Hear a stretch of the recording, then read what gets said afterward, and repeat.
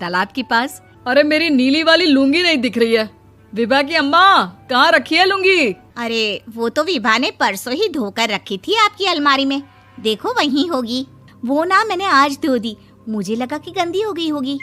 अरे कैसे गंदी हो गई थी, उसे तो मैंने पहना भी नहीं। हे भगवान, इस लड़की के कपड़े धोने की आदत से परेशान हो गया हूँ मैं। जितना तो घर में राशन नहीं आता, उससे कहीं ज्यादा डिटर्जेंट पाउडर का खर्चा है।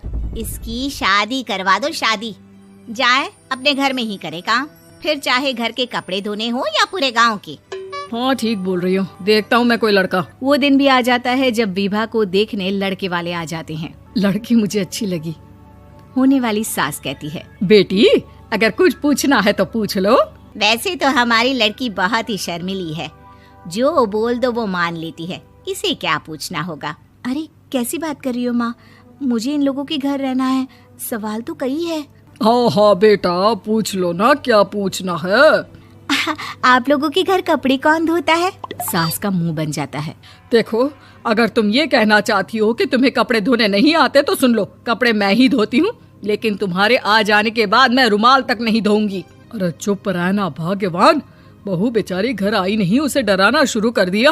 वो क्या है ना बिटिया, अभी तक तो ये कल्लू की माँ ही धोती थी, लेकिन अब तुम्हारे पापा तो दहेज में वॉशिंग मशीन देंगे ही।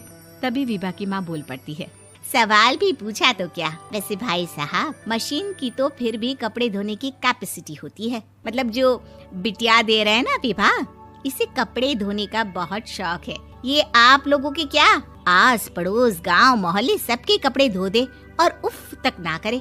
बाहर देखा नहीं आपने कितने कपड़े सूख रहे हैं, सब हमारी बिटिया ने ही तो धोए हैं। बस भी करो ना माँ, शर्म आ रही इतनी तारीफ सुनकर। और तो और एक दाग निकाल कर दिखाओ तो मान जाओ। हाँ अच्छा अच्छा, माफ करना बेटा, मैंने गलत समझा, हमें तो रिश्ता बहुत पसंद है। और ऐसे जुड़ जाता है रिश्ता कपड़े धोने का शौक रखने वाली विभा का। उसकी शादी हो जाती है कोयला फैक्ट्री में काम करने वाले कल्लू के साथ। शादी के बाद अचानक विभा चिल्लाती हुई सास के पास आती है। सासू माँ, अरे सासू माँ कहाँ है आप? ये तो धोखा है, धोखा दिया आप लोगों ने मुझे। इसे ससुर के चक्कर के बारे में पता चल गया। अरे तो उसमें तुझे क्यों धोखा मिला है? अरे नल में पानी नहीं आता, कपड़े कैसे कब धुलेंगे? अच्छा अच्छा, तू पानी नहीं आ रहा उसकी बात कर रही है। तो आपने क्या सोचा? कुछ नहीं। अच्छा, तेरी माँ ने कहा था कि कपड़े धोने का शौक है तुझे, याद आया मुझे। शौक शौक बोलकर कपड़े धोने वाले मेरे जुनून को कम ना आके सासू माँ, कपड़ा धोना मेरा गुरूर है।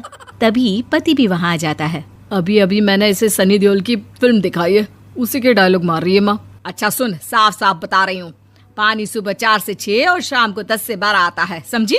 विभा टाइमिंग सुनकर हैरान हो जाती है। ये क्या भूतों का मोहल्ला है? सुबह 4 बजे उठकर कौन कपड़े धोता है? 4 बजे टंकी में पानी जाता है, फिर सारा दिन धोना ना, किसने मना किया? अरे कैसी बात कर रही हैं? 200 लीटर की टंकी में कितने कपड़े धो लूंगी मैं, सुबह ही उठ जाऊंगी मैं। अब क्या था, विभा सुबह 4 से लेकर रात के 12 बजे तक कपड़े ही धोती रहती। एक रोज सास पड़ोस से निकलकर कहीं जा रही होती है कि साथ वाली कहती है, हाँ कल्लू की माँ, जरा ये बताओ कि 2 साड़ी है, 2 ब्लाउज और एक पेटीकोट और एक नाड़े वाला लंबा कच्छा। हाँ तो? अरे तो क्या, कितना लोगी धुलाई ये बताओ। धोबन दिख रहे हैं हम क्या? हमारे पति सरकारी नौकरी से अभी अभी रिटायर हुए हैं और बेटा सुपरवाइजर है कोयला फैक्ट्री में। धोबन समझ रखा है हमें। हाय रे कल्लू की अम्मा, माफ कर दो, वो तो मोहल्ले में यही सब बता रहे थे कि तुमने बहू को कपड़ा धुलवाने के काम में लगा दिया है। सास को पड़ोसन की बात सुनकर गुस्सा आ जाता है। वो घर पहुंचती है जहां घर के बाहर ही इतने सारे कपड़े सूख रहे होते हैं जितने कि किसी धोबन के घर पर। अरे ओ कल्लू की दुल्हन, बाहर निकल। माँ जी यहीं आ जाओ, बाथरूम में चादर धो रहे हैं हम। अरे अभी हम धोते हैं, तुमको बाहर निकलो। ये आस पड़ोस वाले बोल रहे हैं कि हम बहू से कपड़े धुलवा धुलवा कर उसे कपड़ा धोने वाली बना दिए हैं। अरे छोड़ो ना माँ जी, किन लोगों की बातों में आती हो? आस पास के लोगों का तो काम ही होता है कि वो किसी तरह सास बहू को लड़ा दे। बहू सारे घर के कपड़े धोती है, ये क्या कम है? बोलिए। सास को भी लग जाता है कि वो बहू का ये सनकीपन नहीं छुड़वा सकती, इससे अच्छा है कि खुद ही चुप हो जाए।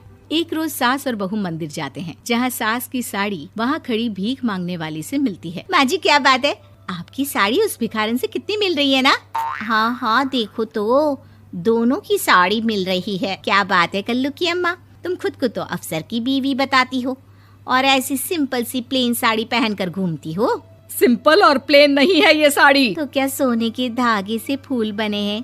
कुछ भी सासू माँ, कुछ भी। हाँ, बने थे इस साड़ी में सोने के धागे से फूल। मेरे पति लेकर आए थे मद्रास से स्पेशली मेरे लिए 10,000 की। ताहे भाई साहब इस भिखारन के लिए भी सेम टू सेम साड़ी लेकर आए होंगे 10,000 की। सास उस वक्त तो कुछ नहीं कहती, लेकिन बहू के साथ घर आती है और अलमारी से एल्बम निकाल कर लाती है। ये साड़ी देख रही है, ये वही साड़ी है जिसे मैंने अभी पहना था। इस साड़ी में ये जो चमकदार फूल दिख रहे हैं ना, ये सोने के धागों से काढ़े गए हैं। लेकिन तू लोकल वॉशिंग मशीन ब्रश से घिस घिस कर सारे फूलों को निकाल कर साड़ी प्लेन कर दी। मुझे माफ कर दीजिए सासू माँ। और तो और, जब मैंने तुझे तेरी गलती के लिए कुछ नहीं कहा, लेकिन तूने तो सबके सामने मेरा मजाक ही बना दिया। क्यों? बहू को समझ में आ जाता है कि अब से उसका कपड़े धोना बंद।